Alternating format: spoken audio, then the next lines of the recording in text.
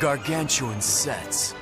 I learned early on nobody quite understood what scope, what scale of the movie we were talking here. Harsh locations. Everybody was drinking an average of 5 gallons of water a day. Otherworldly creatures. There was moments where you felt a bit like you were somewhere else. And ambitious special effects sequences. I was so scared that I don't think I heard what anybody said was the vision of the movie. Roland Emmerich's Stargate took audiences to a planet far beyond the end of our own galaxy.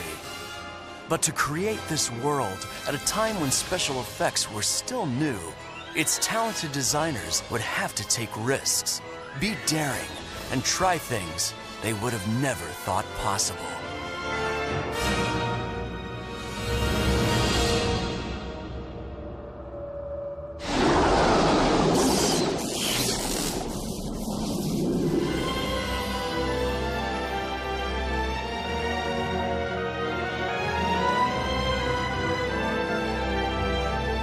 Designing the Stargate itself would be the very first task for the movie's design team. In the very first versions that we had, in the first ideas, the Stargate was a pyramidal shape, a triangular shape that was standing on its tip. But then Roland came up with the idea that he would need some kind of dialing process. So that's when the gate became a circular shape. A very complicated aspect of the Stargate was after we established and came to the point that we needed an inner ring that would move and the outer ring would stay in place. Turned out to be a pretty complicated technical piece of equipment. Yeah, sure, absolutely. Don't look at the beam. Yeah, don't look at the guy. Don't look directly in it or let this thing hit your eye.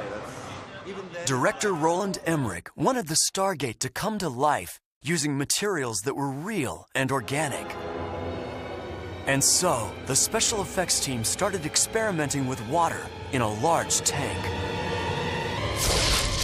The kerthudge is when the Stargate erupts into the room. And what we ended up doing is we ended up getting an air cannon and mounting it literally an inch above the surface of the water and fired off our air cannon.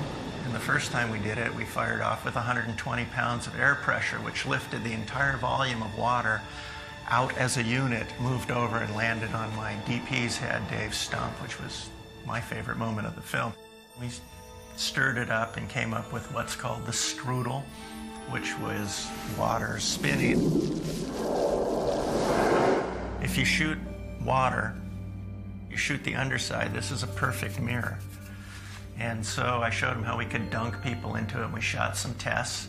And when we turned it up like this, it became magical. And so to pass through the gate, James Spader was asked to dip his face into the tank. Then I said, okay, here, don't let Roland see me talking to you, but here's the deal. You got to do this, and we're shooting it backwards. You know, we'll stick your face in the water, we'll wave away all the air bubbles, and then when I knock on the tank, open your eyes and act backwards, and then pull your head out. And he was great.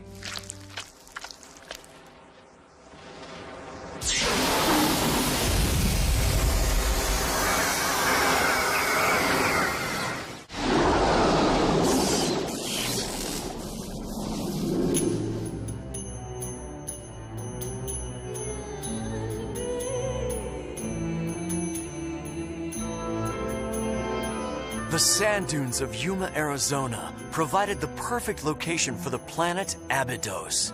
But shooting in Yuma had to take place during the scorching summer months to avoid the crowded dune buggy season. You were drinking, everybody was drinking an average of 5 gallons of water a day and never going to the bathroom. It was sweat. You would drink water and sweat it out. I asked somebody, I said, gee, it's pretty warm today. He said, yeah, it's 126. In all honesty, it was very, very tough on the crew because they were hauling equipment around those dunes, and they were hauling them long distances and stuff. Sand everywhere. On equipment, in equipment. Transportation is a virtual impossibility. The sand dunes needed to appear totally pristine for shooting, but just one take could cover a dune with footprints. You know, we had innumerable problems of getting rid of footprints, and we tried everything that you can think of. We had Ritter fans out there to blow the sand smooth. Well, that didn't work, so we brought in jet airplane engines on the backs of trucks. That didn't work. We brought in helicopters and had them hover, and that didn't work. And so, a team of 30 sand sweepers were enlisted to sweep away the footprints after each shot.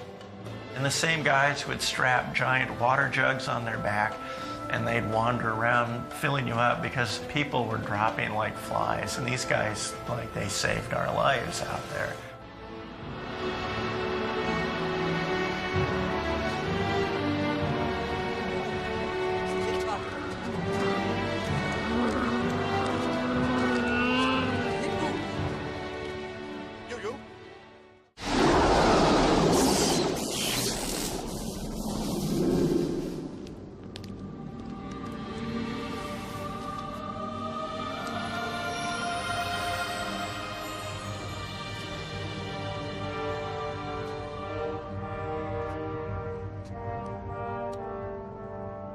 One of the first sets to be built in Yuma was the entrance to Ra's pyramid. Everybody was talking about, okay, a set. And everybody's used to normal, more or less normal size sets. Now, we were really not normal in terms of size. And that was a huge set. It was 90 feet by, it had a 125-foot ramp coming off of it, and it was 100 and some odd feet wide and 90 feet high. And that was built right into a very high 400 to 500-foot dune. They started working like at 2 in the morning, and because they basically had to stop at 11 in the morning, it was so hot, you couldn't touch the steel. And I remember flying down to Yuma when construction had started and wondering, what are we doing here? You know? The work of Olga was stunning. I mean, if the set didn't have to stop somewhere, you would have bought it as a real thing. It was so well done.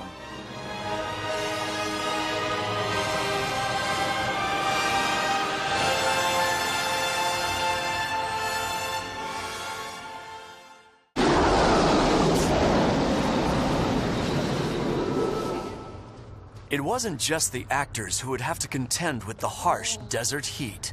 Abydos would have its animal inhabitants as well.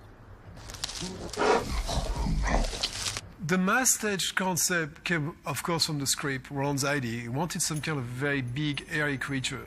He had to look docile, not aggressive, very much like a cow or something like this. But we thought like big, airy creature would be cooler to look at. The mass-stitch costume was built on a large plastic frame that rested on a Shire horse's back. The most challenging thing for me in the movie was dressing the horse every day.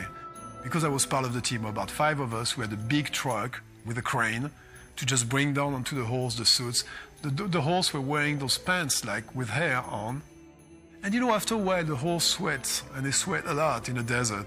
And those suits were becoming really, really tough to handle. The horses were unable to gallop across the dunes in their massive costumes. So a miniature mass-stitch costume was made for a dog. And instead of an actor, the dog would drag a puppet. This is one of the puppets that was actually used for the dragging sequence with the dog. So every limb is loose. It's quite heavy, so when you interact with the sand, there's impact on the sand. That was a little hard for the dog to drag this thing, and that's actually the same one you see going over your head on that shot where you see the master jumping and this thing landing, crashing. That's not James Spader, that's this.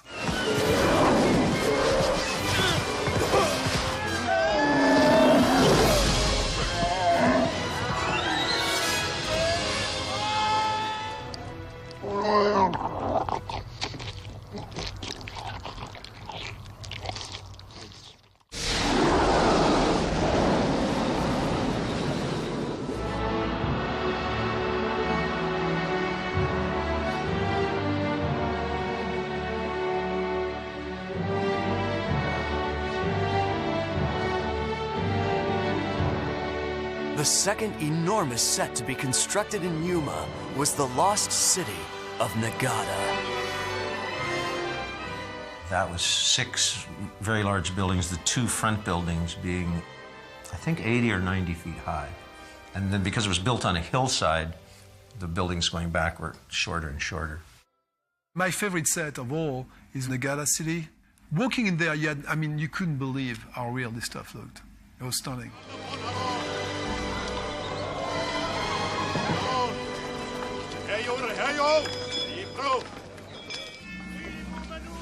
There was a moment when you felt a bit like you were somewhere else.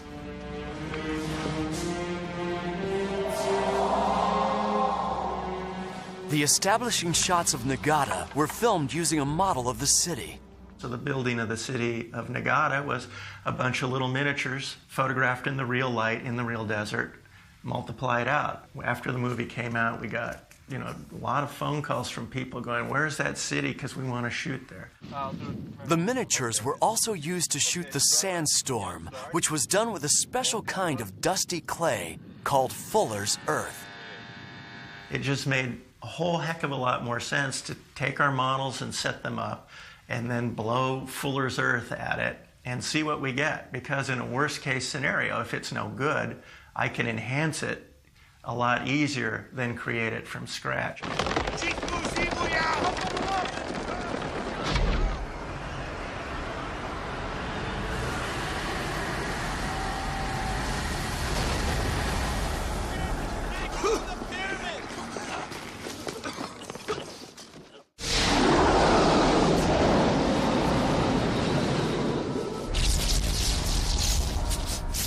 The peace of Nagata is disturbed by the arrival of Ra's spaceship.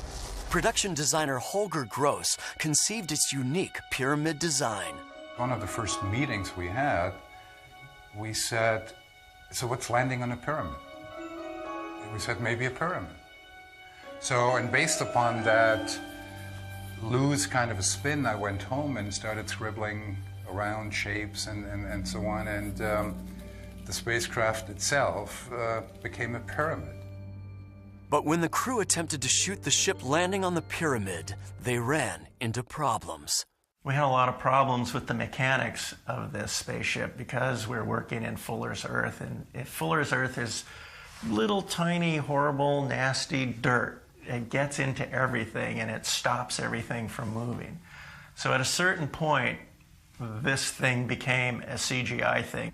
And I said to Roland, I could just shoot me this and I will do everything in between. And they went, "Oh yeah, it better look good or you're in big trouble."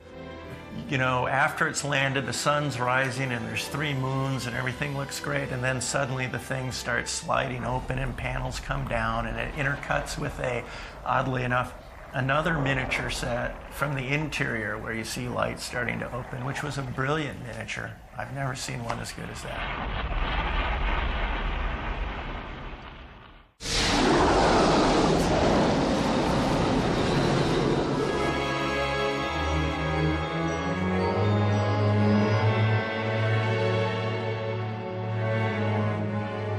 Ra's henchmen, Anubis and Horus, were based upon ancient Egyptian deities. Horus was god of the sky, Anubis was god of the dead. Basically, this whole helmet rests on the shoulder of the actor. There's a bearing here. The head of the actor actually activates the turn left and right. Everything else is radio controlled. This is a typical remote control we're using for the mask. Now, you have a few functions in there. You have the basic head movement. Then the wings are moving separately. It's a little noisy. You don't hear this at the end. So you look at the iris, changing shape. Works at the same time, and this works. This basically, the ears are like a way to create reaction on those guys. You don't see their face, there's no expression. If the guy turns around and then, they're catching some noise. Action on mask.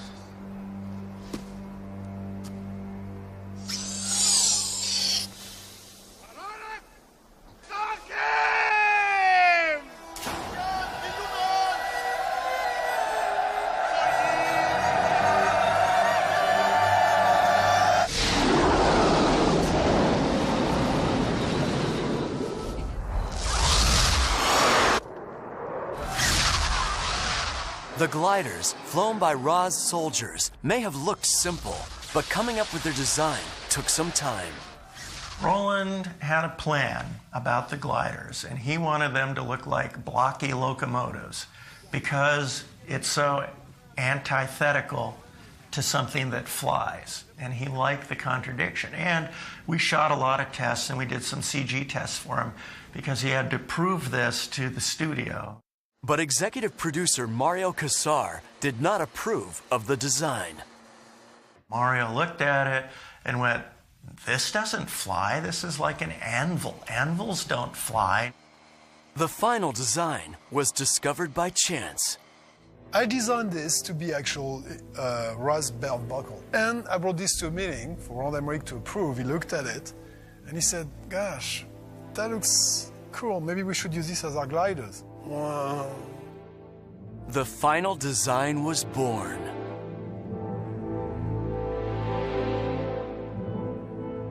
We used gliders that were, I think, a little over 3 feet in wingspan. It was pretty exciting stuff to see, especially when they flew out of control and crashed.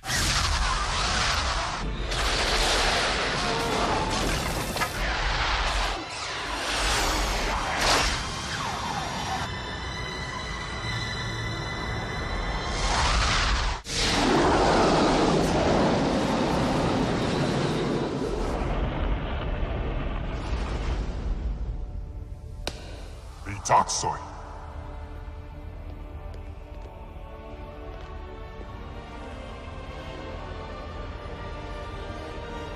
For the film's massive interior sets, the production moved into the famous Spruce Goose building in Long Beach, California. I went up to a catwalk that goes in 50 feet off the ground floor, all the way around the dome. That's when the first time it actually really hit me.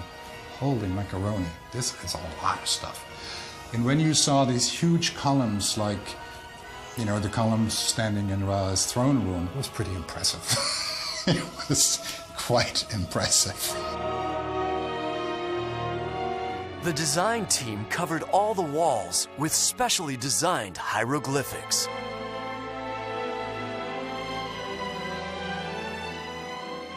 The set for Ra's throne room had delicate floors, so cast and crew wore special booties to protect it from scratches. This gave way to the Friday evening Decorate Your Booty party.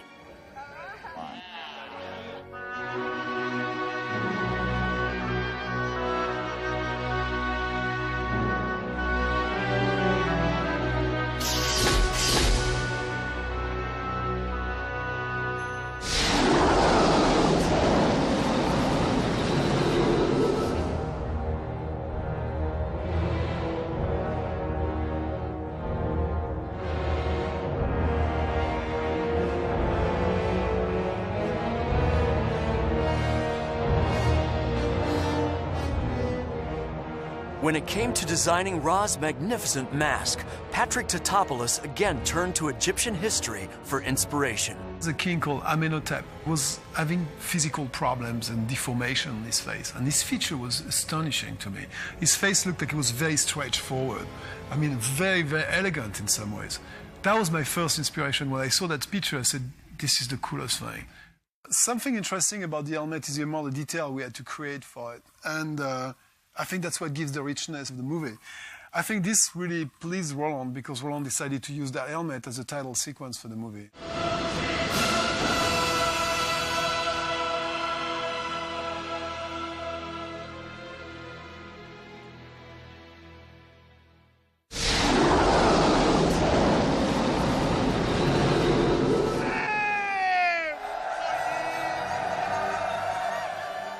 The final battle sequence would require the 1,200 extras dressed in heavy robes to charge over the dunes in the harsh Arizona heat.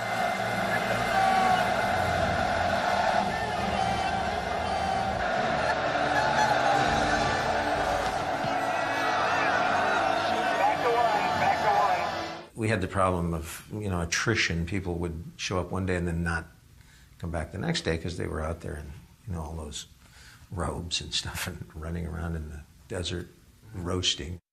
To reduce the number of shots requiring extras, the design team tried using a tabletop desert set to shoot an army of tiny models. The footage was not used. For some shots, you need the real thing.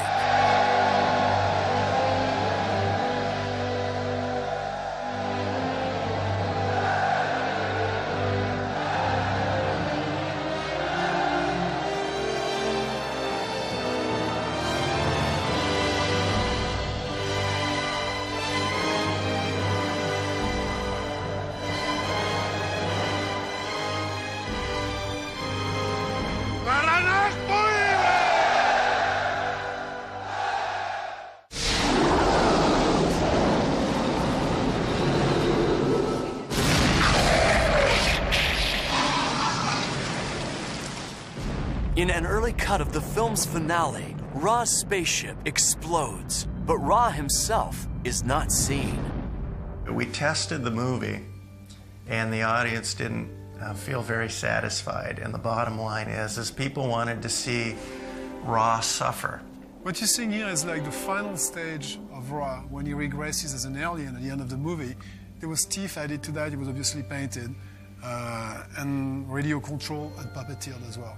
He cast it into this paper mache stuff that if we hit with an air cannon, blows away into little pieces like he's being disintegrated.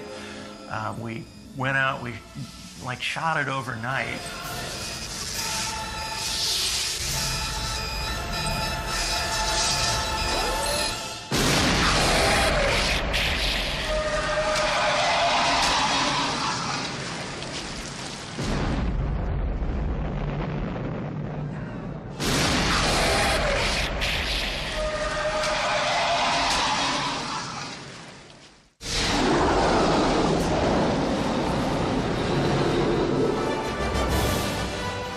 Stargate will be remembered by audiences as a magnificent sci-fi epic.